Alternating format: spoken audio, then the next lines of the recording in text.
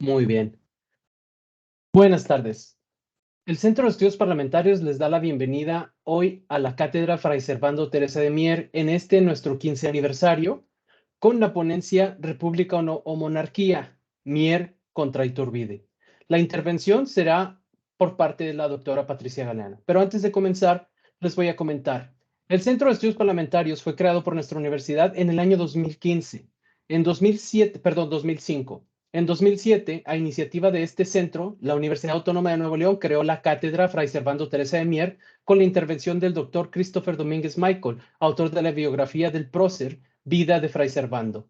La figura de este regiomontano nació el 18 de octubre de 1763, ha adquirido con el tiempo una dimensión no solo nacional, sino de características internacionales. Fray Servando es el autor del primer libro con el tema de la independencia, titulado Historia de la Revolución de Nueva España, y también con este libro se puede considerar que es el primer autor nuevo-leonés que publica en este formato. El propio Christopher Michael sugiere que Fray Servando es el autor del primer libro de la factura literaria, Europa como Nueva España, a la que él insistía en llamar Anáhuac. Han sido recogidas y estudiadas por muy diversos autores nacionales y extranjeros. Tres de ellos, el británico David Brading de la Universidad de Cambridge y las francesas Marie-Cécile Benassi, Berling y Marie-Laure Rieu-Milán de la Sorbona, y forman parte de la nómina de investigadores que han venido a nuestra universidad a ofrecer sus conocimientos sobre nuestro dominico. Y en esta ocasión le corresponde precisamente a la historiadora, licenciada en Historia y maestra de Historia, Patricia Galeana, y doctora en Estudios Latinoamericanos por la Universidad Autónoma de México. Ha sido investigadora del Instituto de Investigaciones Históricas de la misma universidad. Es profesora de tiempo completo de la Facultad de Filosofía y Letras de la UNAM. Ha sido catedrática de diversas instituciones nacionales, como en el Instituto Matías Romero de Estudios Diplomáticos de la Secretaría de Relaciones Exteriores, de la Facultad de Ciencias Políticas Sociales de la UNAM, del Instituto José María Luis Mora, de la Universidad Iberoamericana, del Instituto Tecnológico se borró esto. Autónomo, y autora de 15 libros, coordinadora y coautora de 41 obras, coautora en 63 volúmenes y ha coordinado y compilado 285 publicaciones y prologado 70 de historia política, diplomática y de género. Y ya sin más preámbulos, le damos la bienvenida a la doctora Patricia Galeana. Doctora, bienvenida, buenas tardes. Muy buenas tardes.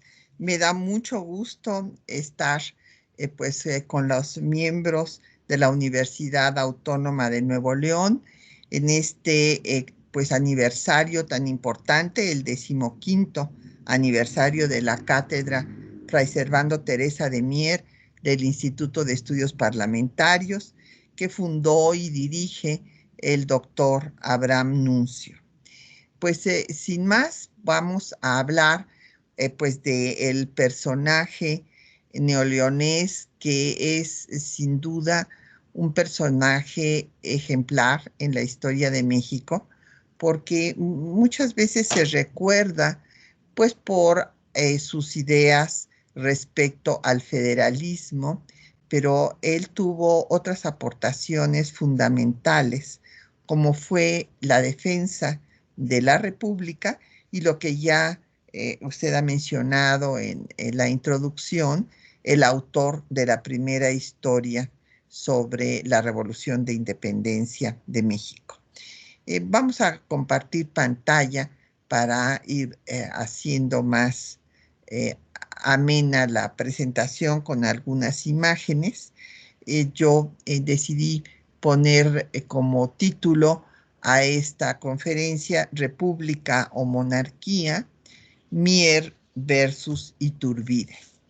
Y tenemos que empezar por decir en la primera lámina que desde el inicio de la lucha insurgente surgió la dicotomía entre el proyecto monárquico y el proyecto republicano de nación.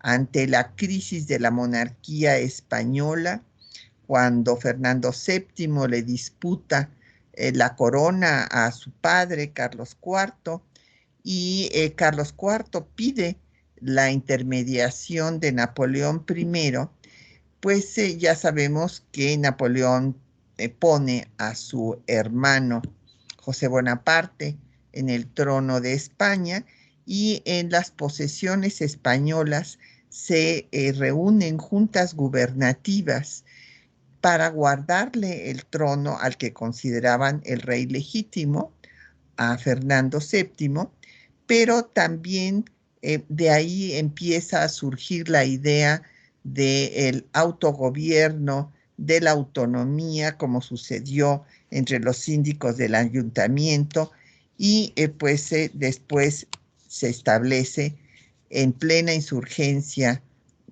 la primera república emanada de la Constitución de 1814.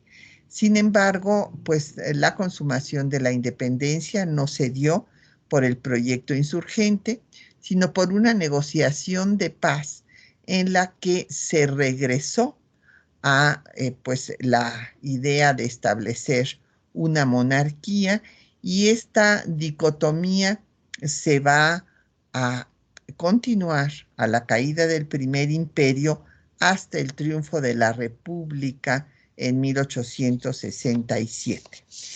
En la siguiente lámina vemos pues algunos de los personajes más distinguidos que pues se defendían cada uno de estos proyectos.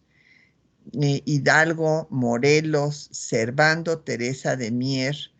Hay que recordar que él dejó los hábitos, por lo cual no pues es correcto que le llamemos Fray Servando, porque decidió dejar de pertenecer a la orden religiosa y se incorporó a la masonería.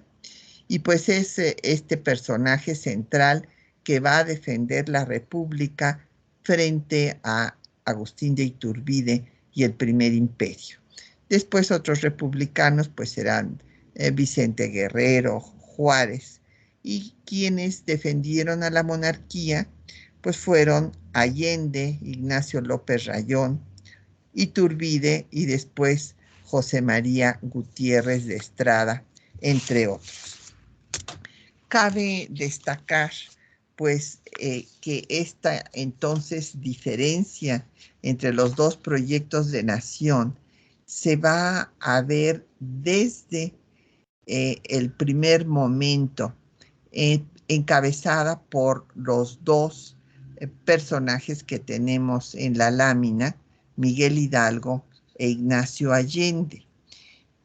Tenemos inclusive la correspondencia de Allende con Hidalgo, donde le insiste en que se mencione a Fernando VII, y Hidalgo, si bien lo menciona en un primer momento, de los 4 meses, únicamente 4 meses que duró él encabezando la lucha insurgente, después establecerá un gobierno independiente republicano en Guadalajara.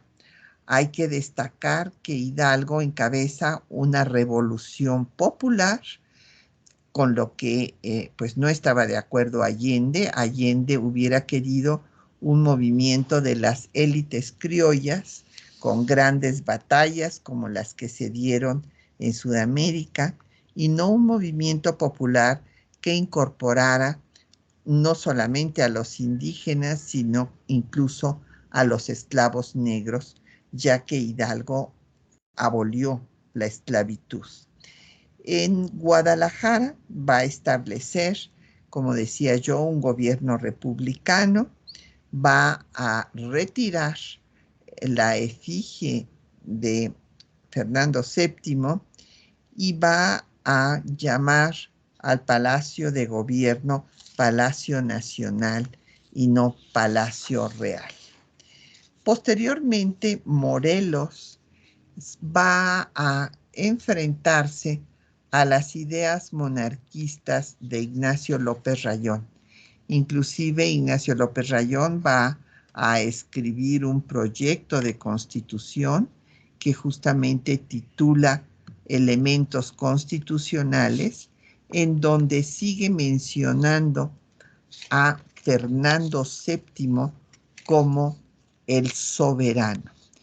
Y Morelos, en su correspondencia publicada por el maestro Ernesto Lemoine Villicaña, le rebate esta posición y le dice que la monarquía está bien para la vieja Europa, pero que en las nuevas naciones americanas se debe establecer una república.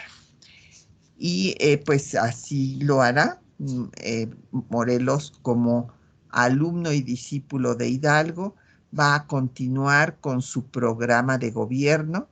Hidalgo le había entregado en Indaparapeo 29 puntos del programa de gobierno, en donde se establecía el convocar a un congreso, y pues a Hidalgo no le alcanzó la vida porque, como les decía, 4 meses dirigió el movimiento y después Allende le quitó el mando y lo llevaba en calidad de prisionero cuando fueron apresados por los realistas y ejecutados los dos. Y Morelos, gracias a su genio militar, pudo llevar a su culminación al movimiento insurgente, convocar al Congreso de la Anáhuac, como le mencionaba también Servando Teresa de Mier, y darle a México su primera constitución, como vemos en la siguiente lámina, que es el decreto constitucional para la libertad de la América Mexicana, en donde se establece un gobierno republicano con división de poderes, preeminencia del legislativo sobre los otros dos poderes, el ejecutivo y el judicial, un ejecutivo colegiado, y va, no obstante que es un gobierno provisional, en tanto se logra liberar a todo el territorio de la Nueva España, va a tener una organización magnífica en este puñado de 19 diputados, todos letrados. Van a poder establecer un texto constitucional con dos partes perfectamente bien organizadas: la parte orgánica, la parte dogmática de principios, en donde se establezca pues la libertad, la igualdad jurídica, entre otros principios que tienen una gran influencia de la Constitución, de las constituciones francesas, como lo ha demostrado el doctor Héctor Fix Zamudio en sus textos. Servando Teresa de Mier, nuestro personaje, pues va, en efecto, como pues es orgullo de Nuevo León, va a ser originario de Monterrey y ingresa a la orden de los dominicos, pero después dejará los hábitos. Cabe destacar que era un hombre de ideas liberales y que en el aniversario 263 de la idea de que se había aparecido la Virgen de Guadalupe, pues Servando Teresa de Mier dice un célebre discurso en el que, retomando las ideas del abogado Ignacio Borunda, dice que el culto guadalupano es prehispánico, o sea, es anterior a la llegada de los españoles, lo cual es un golpe mortal para la dominación española, porque justamente toda esta idea de que había venido la Virgen de Guadalupe a evangelizar personalmente al pueblo indígena, pues se viene por tierra y era la legitimación que ellos pues argumentaban para poder conquistar todo este territorio y a todos sus habitantes porque les iban a traer la verdadera religión. Entonces, cuando Servando Teresa de Mier dice que no fue así, sino que la imagen de la guadalupana se estampó en la capa de Santo Tomás y no en la tilma de Juan Diego, bueno, pues entonces da hecha por tierra toda la idea que se había urdido para legitimar la conquista española de este territorio y de sus habitantes. Así es que esto le costó múltiples persecuciones y cárceles, de las cuales se evadió de todas porque era un hombre brillante que siempre convenció a sus carceleros de que le dejaran huir, pero esto evidentemente lo llevó a que dejara los hábitos. Su discurso fue en 1794 y en 1802 dejó los hábitos. En la próxima lámina vemos cuál es pues, la vida de Servando Teresa de Mier en Europa cuando se escapa de una de sus múltiples pues, persecuciones y cárceles de la que fue víctima por haber pues, dicho este discurso, como le decía O'Gorman, el heterodoxo guadalupano. Y en 1802, como les digo, dejó los hábitos y más tarde se incorpora a la masonería, a la logia de los caballeros racionales, que tenía su sede en Londres y que había sido fundada por Vicente Rocafuerte con la idea de promover la independencia de las posesiones españolas en América. Cabe destacar que estos personajes, estos masones, apoyaban la organización de repúblicas, o sea, luchaban por la independencia y además por el establecimiento de repúblicas en las nuevas naciones americanas. Va, Mier a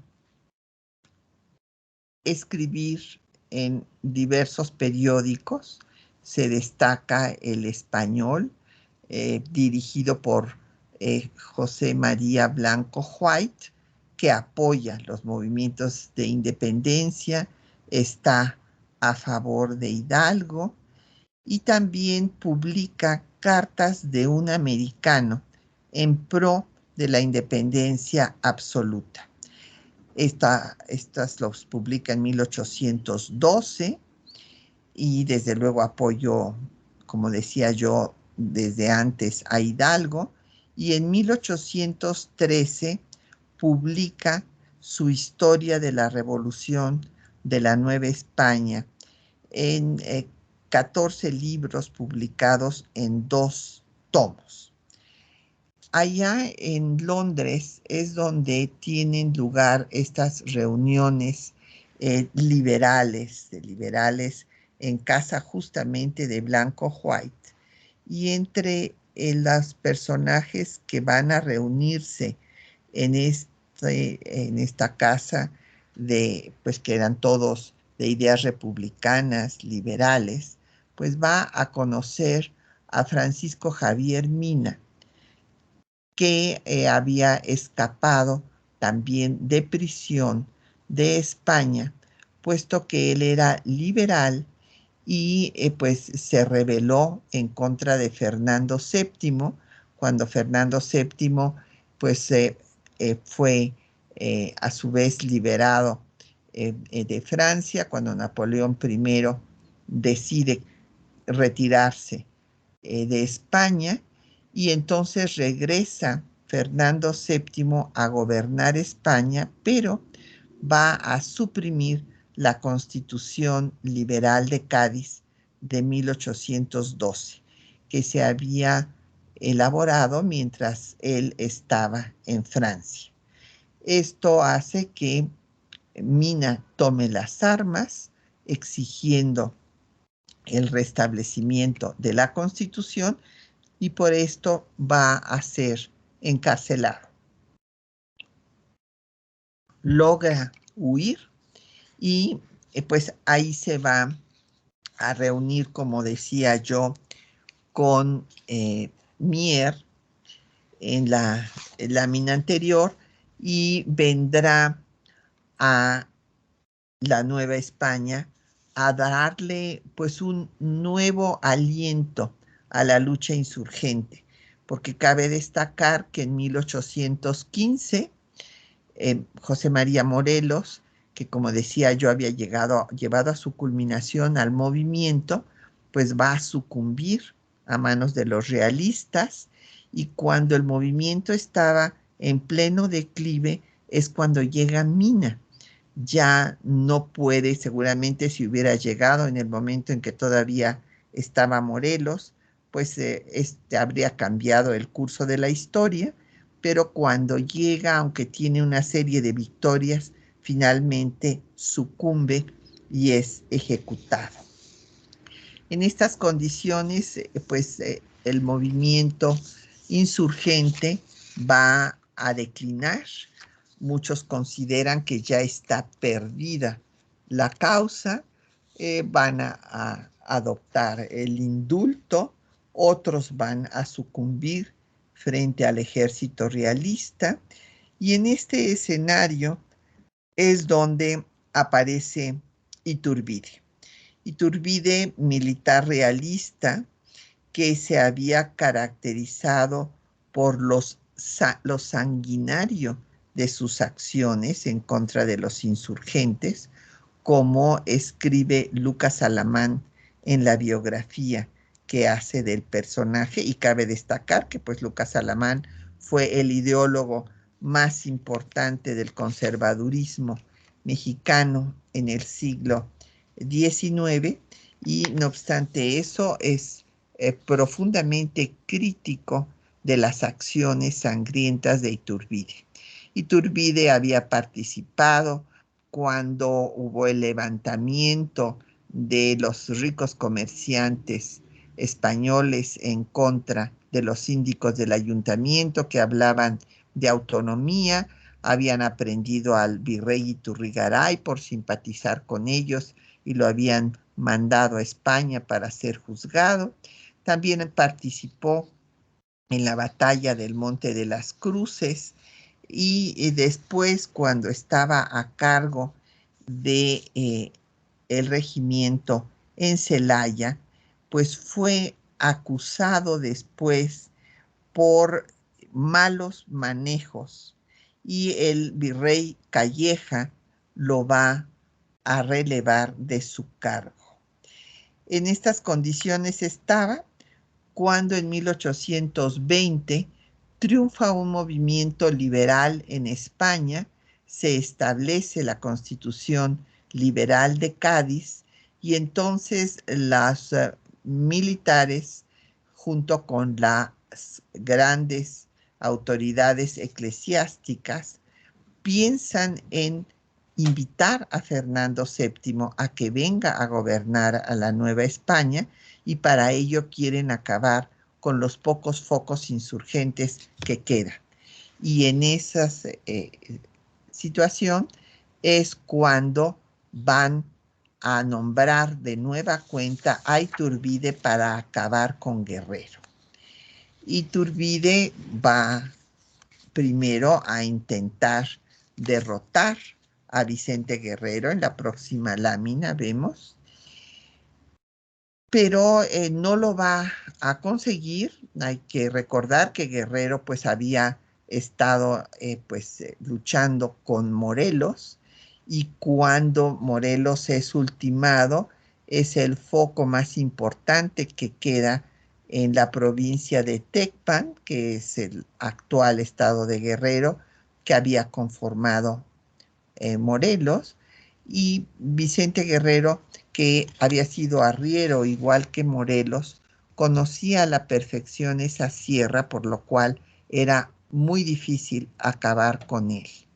En estas condiciones fue que Iturbide decide negociar con Guerrero.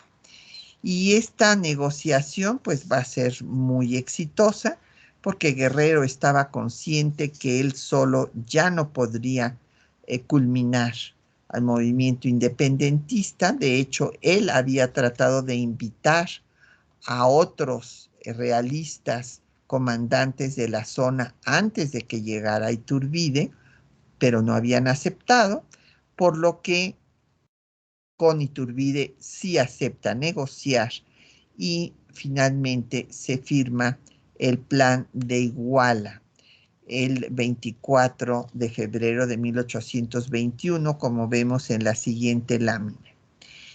En este plan, urdido desde luego por Iturbide, se establece nuevamente que el gobierno será una monarquía, o sea, hay una regresión. Ya con Morelos y la Constitución de 1814 se había establecido la república que había iniciado Hidalgo en Guadalajara, pero desde luego que no tuvo la posibilidad de convocar a un congreso y que hubiera una constitución.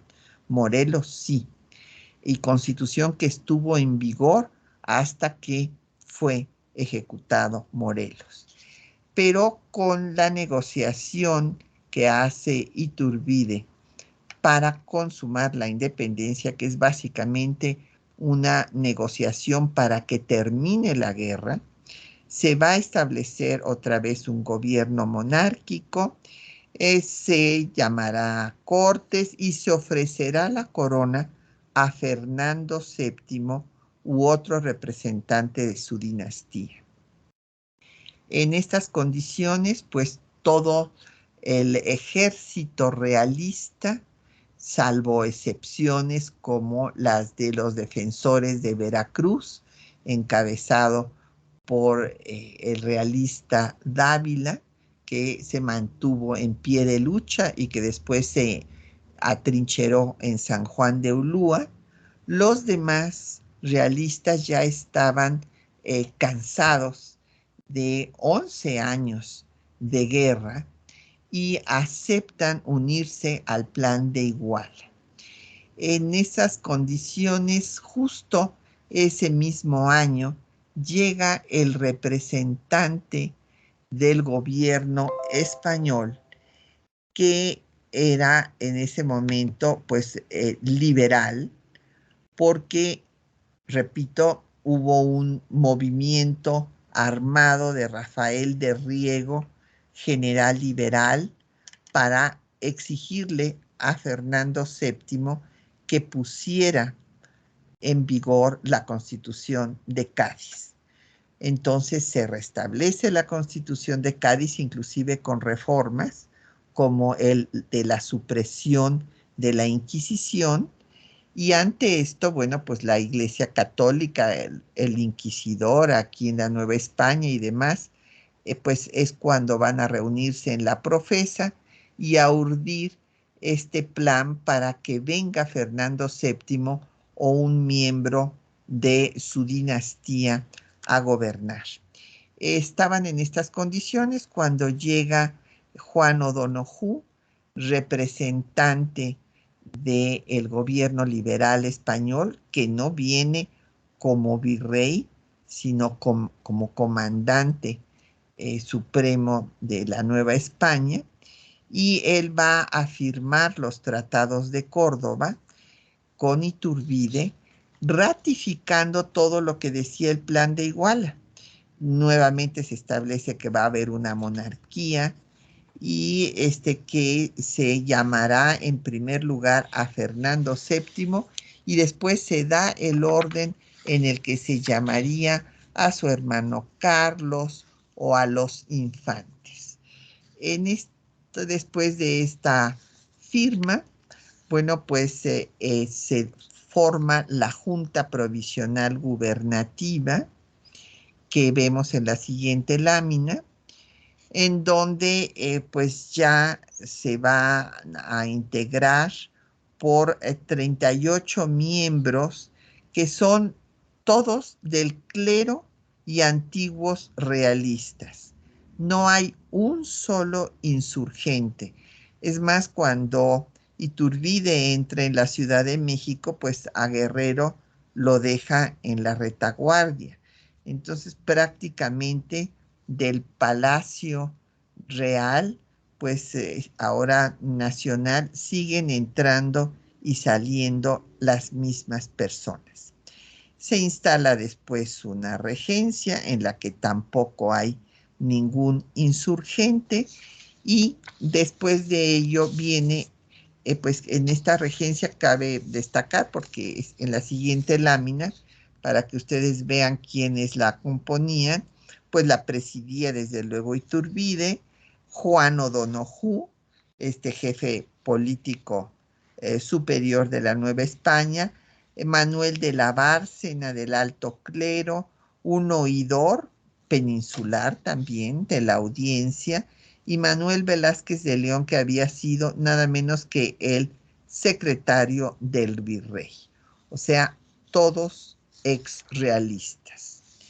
Se forma después el Congreso Constituyente, y este Congreso pues va a establecer lo mismo, que van a organizar una constitución, pero cabe destacar que el Congreso estuvo conformado en su mayoría por borbonistas, o sea, por antiguos realistas que querían que viniera un Borbón a gobernar. Ahí sí hubo algunos insurgentes, a los que se llamaba antiguos patriotas, y otros pues que eran una minoría, que eran los iturbidistas. En este congreso pues resulta que va a venir, pues a llegar la noticia de que en febrero, o sea, en el mismo mes que se está instalando el Congreso, pues en España la corona española está rechazando los tratados de Córdoba. Desconoce lo que ha firmado O'Donojú, dice que no tenía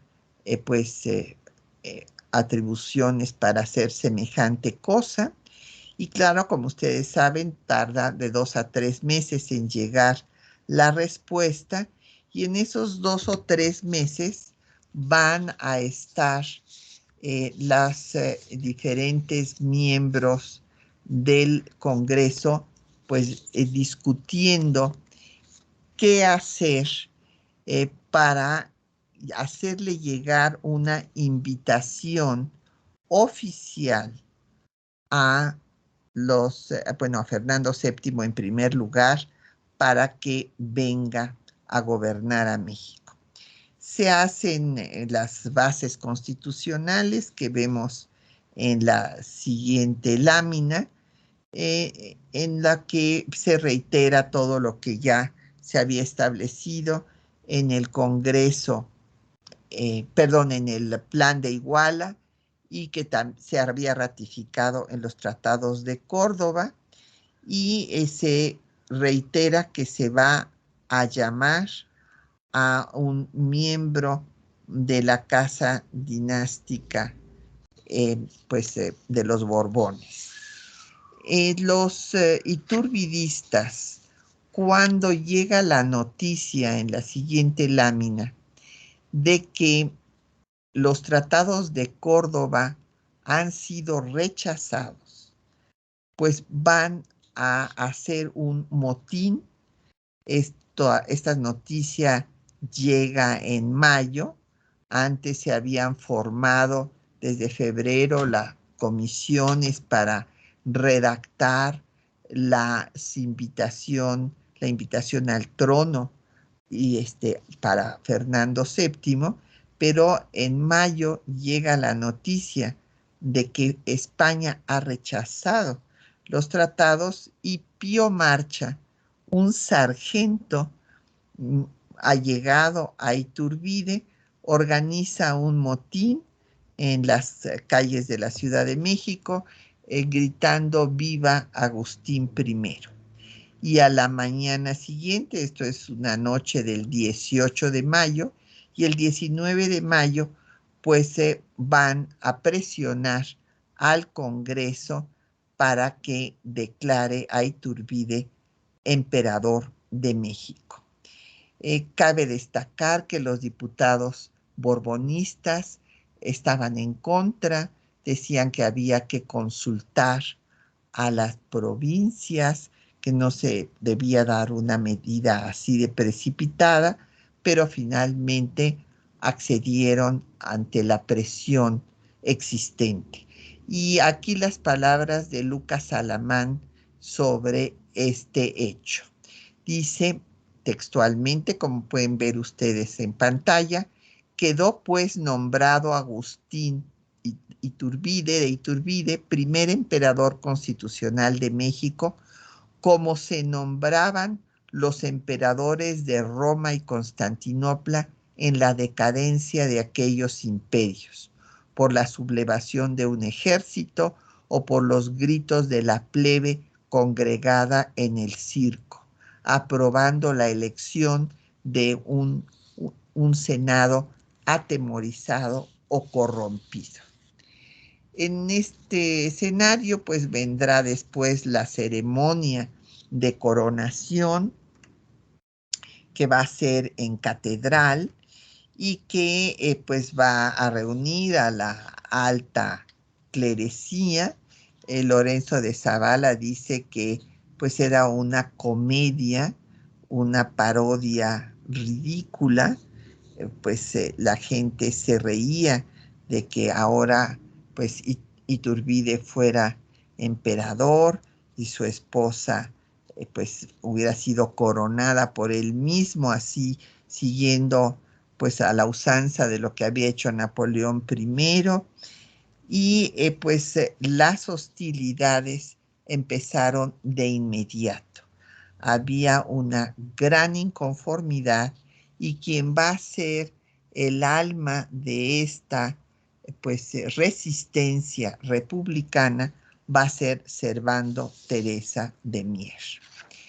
Mier había sido pues un personaje, como ya dijimos, liberal, heterodoxo, y él lamentablemente está en prisión cuando viene esta proclamación de Iturbide como emperador, pero va y como es electo diputado al primer congreso, se le libera de prisión donde estaba encarcelado, pues por la animadversión que le tenía la iglesia por su discurso guadalupano, y después por haber venido en la lucha insurgente con Mina.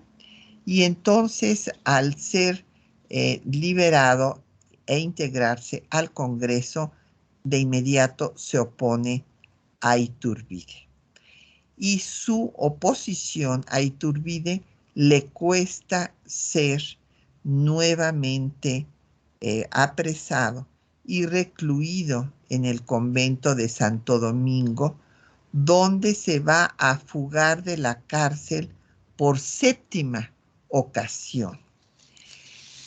Después de esto, va inclusive a entrevistarse con el propio Iturbide, como vemos en la siguiente lámina, para pues hacerle ver que si respeta pues las libertades, aunque él se confiesa republicano, pues aceptará lo que ya era un hecho consumado, el que le habían coronado emperador, pero que si no, pues se le va a rebelar. Y en efecto, empieza a reunirse con los antiguos patriotas o insurgentes y con otros republicanos que se oponen a que se haya establecido un imperio y además en la forma en la que se estableció. Cuando son descubiertos, nuevamente es aprehendido Mier y es encarcelado, mandado a San Juan de Ulúa. Es de esta nueva prisión, será liberado cuando caiga Iturbide. Cabe destacar que Mier conspiró con Santa María, que era el representante de Bolívar, como vemos en la siguiente lámina, porque me pasa la siguiente lámina, por favor. La oposición al imperio de Iturbide no solamente se dio en el seno del Congreso, sino también había oposición externa.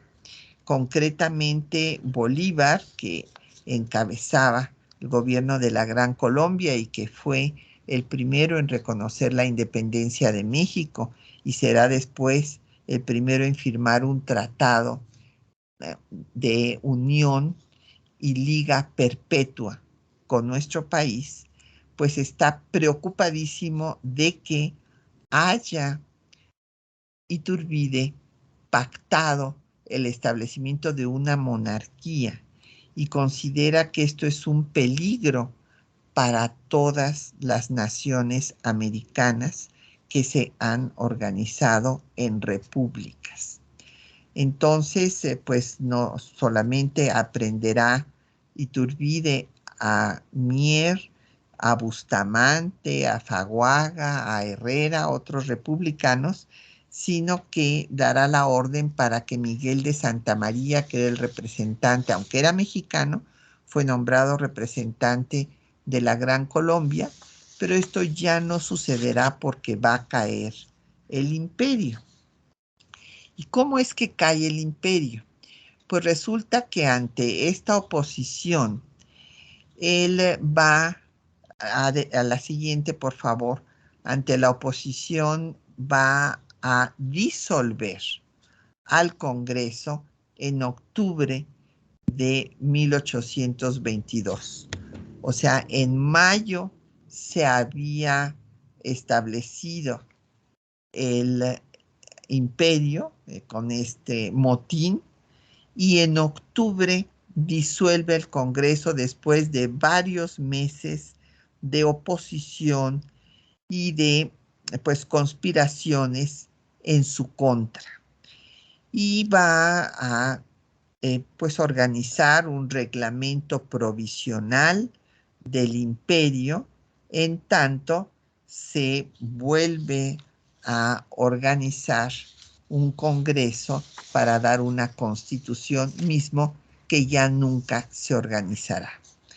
La oposición externa a Iturbide, como ya había yo dicho, pues venía fundamentalmente de Bolívar, con Miguel de Santa María, y pues justo en esta correspondencia podemos ver, y el propio Iturbide así lo reconoce, que el alma de la resistencia republicana fue Servando Teresa de Mier.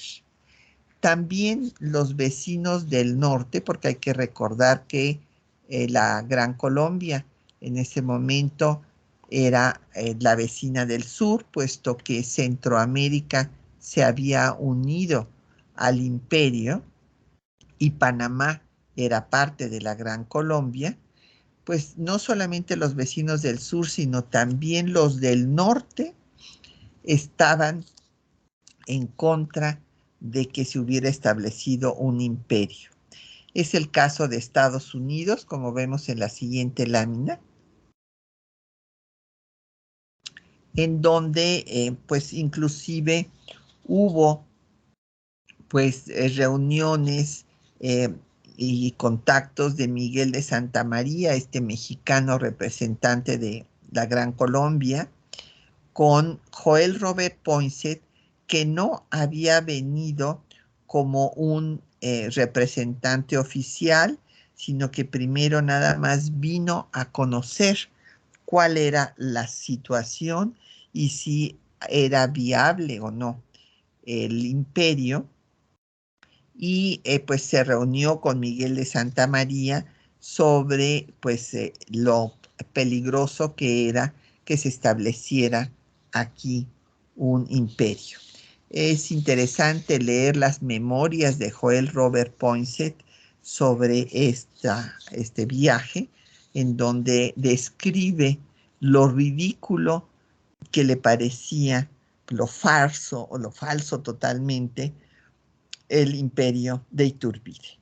Finalmente, el imperio de Iturbide caerá, como vemos en la siguiente lámina, cae porque después de que disuelve al Congreso Iturbide, hay un levantamiento exigiendo que se restablezca el Congreso y además, desde luego, se está en contra de la forma en la que se ha pues entronizado Iturbide.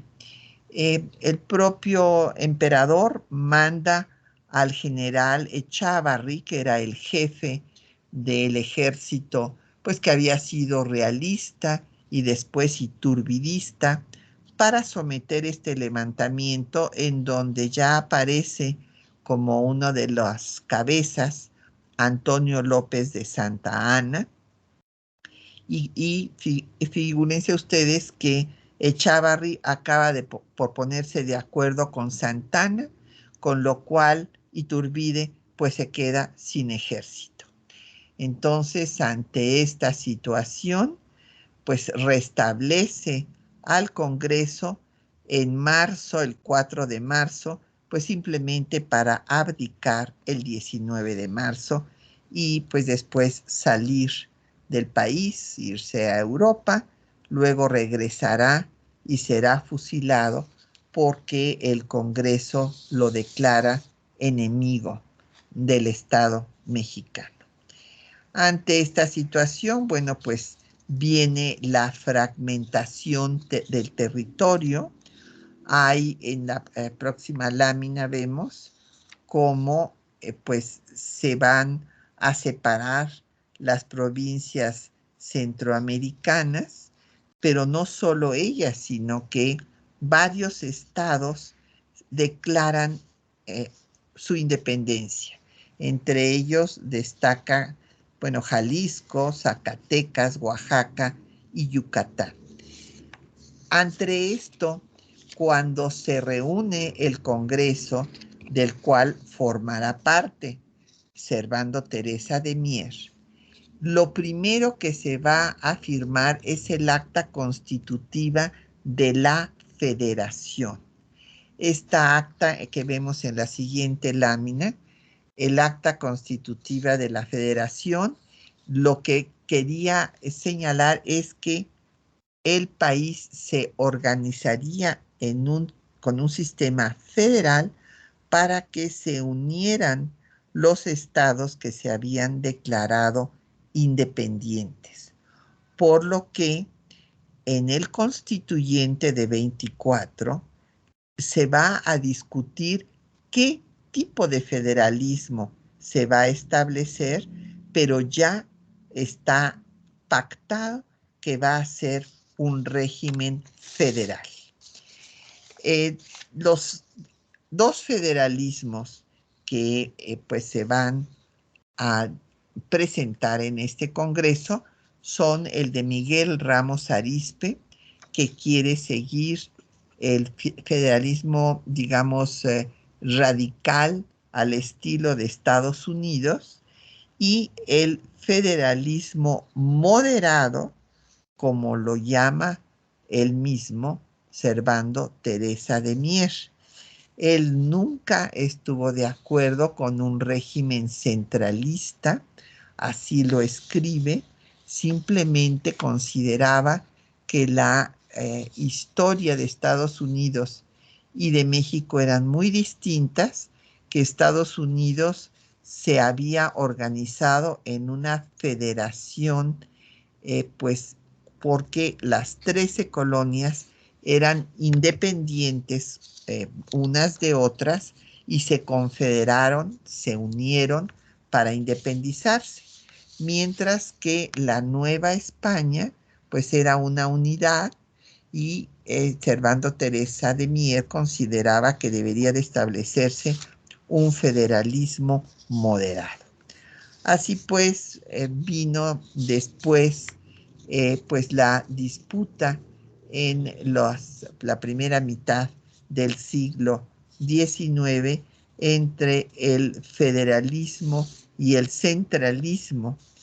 Y pues finalmente el federalismo de Mier, como vemos en la siguiente lámina, pues queda muy claro en su discurso de las profecías, en donde justo lo que quiere es que no haya estados que puedan volver a declararse independientes y señala que soberana solamente debe de ser la nación y no las entidades federativas. Triunfa el federalismo de Miguel Ramos Arizpe en la Constitución de 1824 y pues la dicotomía México, monarquía o república que vemos en la siguiente lámina, pues continuará discutiéndose hasta que pues en cada crisis de la república cobre fuerza y después de la guerra de conquista territorial en que Estados Unidos le quitó a México más de la mitad de su territorio, pues se convencen de que la única forma de salvar al país es aliándose a las monarquías europeas y estableciendo una monarquía con un príncipe de verdad que pues será Maximiliano de Habsburgo, pero finalmente triunfará la República y la República Federal y laica hasta 1867. Yo dejaría yo hasta aquí mi exposición y quisiera yo pues ver si hay alguna pregunta, algún comentario. Quedo a sus órdenes. Muchas gracias, doctora Patricia. Le comento, sí aparecen ya un par de preguntas aquí por parte de los estudiantes. Una de ellas es, ¿de qué manera influyó Iturbide al último rey, O'Donoghue? ¿De qué manera influyó? Yo creo que, a ver, O'Donoghue era el representante de la monarquía española, pero en lo que en la historia de España se conoce como el trienio liberal. Fueron 3 años en los que Fernando VII aceptó restablecer la Constitución de 1812 y mandó a Juan O'Donoghue, que como era liberal, cuando llega al territorio mexicano y se encuentra que ya todo el ejército realista se había unido a Iturbide, salvo Dávila en Veracruz, pues entonces considera que ya es un hecho consumado y por eso reconoce la independencia y firma los tratados de Córdoba, que como expliqué, no van a ser reconocidos por la corona española. Muchísimas gracias. Bueno, ahí está la respuesta. Y la siguiente pregunta es, ¿por qué aceptaron negociar con Iturbide para iniciar el plan de Iguala? Pues porque la situación de la insurgencia era pues ya dramática, quedaban muy pocos focos. Acuérdense que hay una etapa que es de 4 meses en donde Hidalgo inicia la Revolución Popular. Después Allende le quita el poder y son ejecutados los dos, porque a los dos los aprenden los realistas, y entonces Morelos va a tener el mando del movimiento desde la ejecución de Hidalgo hasta que él mismo también sea ultimado por el ejército español en el 22 de diciembre de 1815.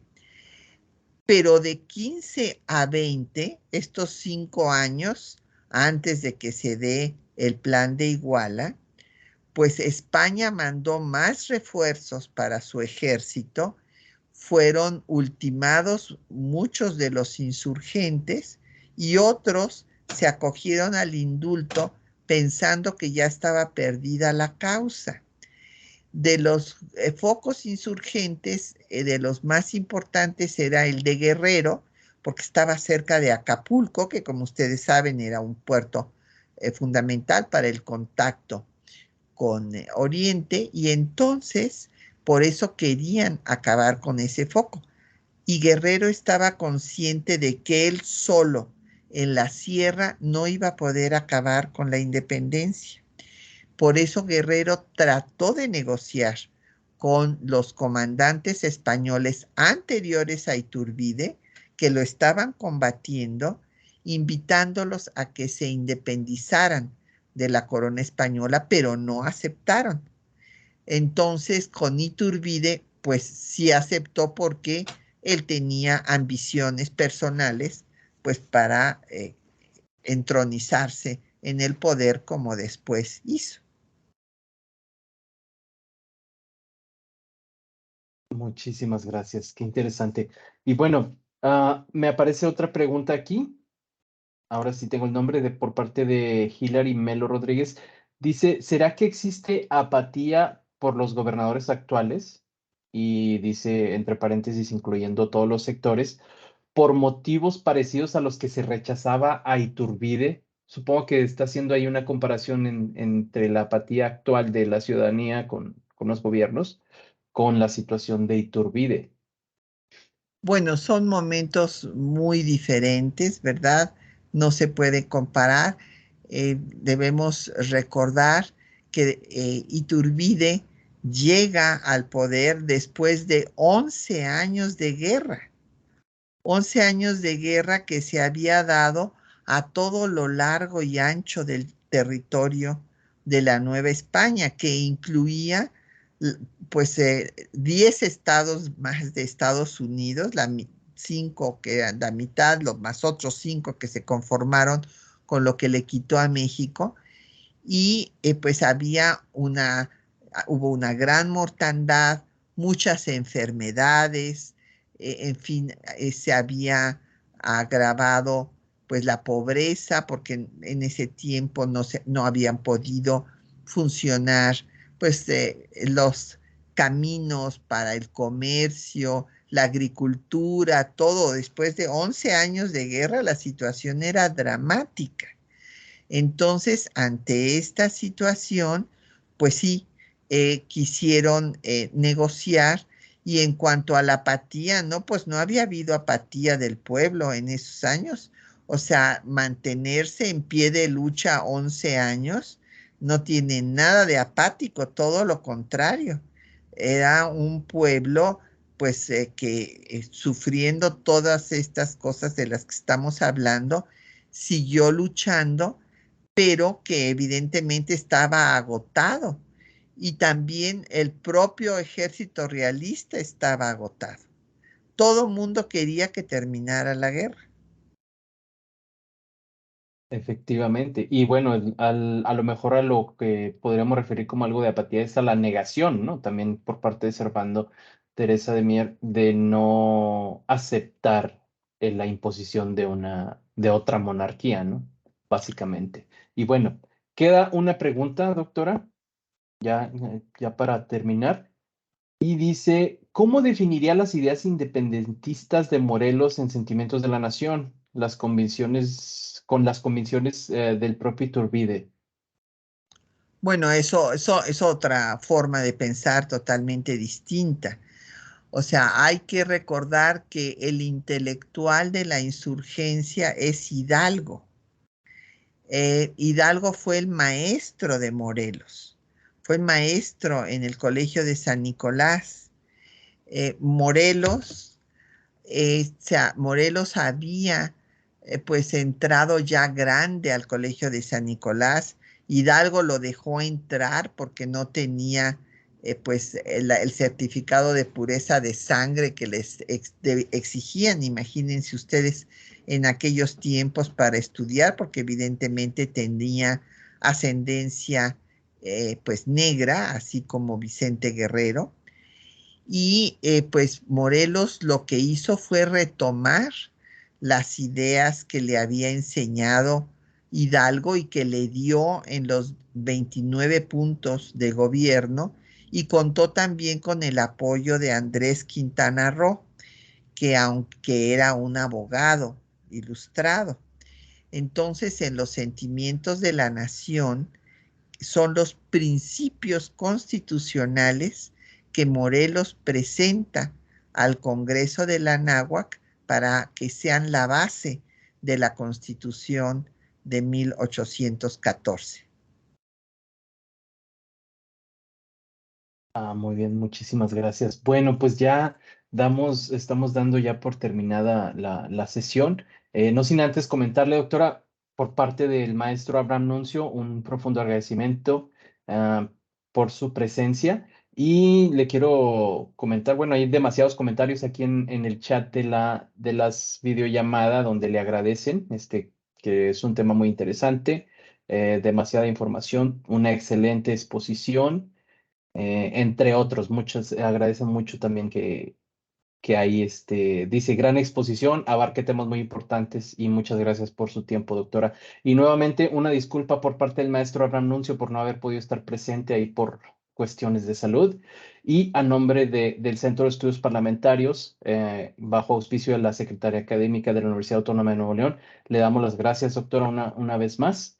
Y bueno, pues Muchísimas gracias, pues yo deseo que pronto se recupere el doctor Abraham Nuncio, le mando un abrazo, y a toda la comunidad del Centro de Estudios Parlamentarios, y pues los otros compañeros que nos eh, escucharon en esta tarde de la Universidad Autónoma de Nuevo León, con mucho bueno. afecto. Un gran abrazo. Muchísimas gracias, doctora. Gracias a todos. Muy buenas tardes a todos y muchas gracias. Nos vemos. Hasta luego. Hasta luego.